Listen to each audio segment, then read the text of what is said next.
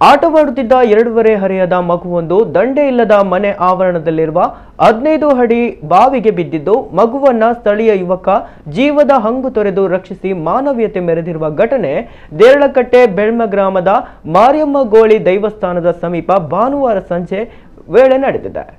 ಗುರುಪ್ರಸಾದ್ ಎಂಬುವರ ಮಗಳಾದ 2.5 ಹರೆಯದ ಹಿಮಾನಿಯನ್ನ ರಕ್ಷಿಸಲಾಗಿದೆ. ಮನೆ ಮಂದಿ ಅಂಗಳದಲ್ಲಿ ಕುಳಿತಿದ್ದ ಸಂದರ್ಭ ಅಂಗಳದಲ್ಲಿ ಆಟವಾಡುತ್ತಾ ಮಗು ಮನೆ ಆವರಣದಲ್ಲಿನ ತೆರೆದ ಬಾವಿಯೊಳಗೆ ಬಿದ್ದಿದೆ. 15 ಅಡಿ ಆಳದ ನೀರಿದ್ದ ಬಾವಿಯೊಳಗೆ ಬಿದ್ದ ಮಗುವನ್ನ ತಕ್ಷಣ ಚಿಕ್ಕಪ್ಪ ಜೀವನ್ ಎಂಬುವರು ಹಗ್ಗ ಹಾಕಿ ರಕ್ಷಿಸಲು ಬಾವಿಗೆ ಇಳಿದಿದ್ದಾರೆ.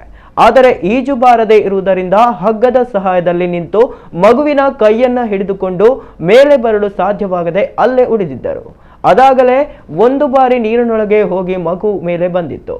ಭಾನುವಾರದ ದಿನವಾಗಿದ್ದರಿಂದ ಟೀಮ್ ಪೆಲತಳಿ ಫ್ರೆಂಡ್ಸ್ನ ಯುವಕರು ಆಟವಾಡಲೆಂದು ಗದ್ದೆಗೆ ಹೋಗುವ ಸಂದರ್ಭ ಮಗು ಬಾವಿಗೆ ಬಿದ್ದಿರುವುದನ್ನು ಗಮನಿಸಿದ್ದಾರೆ.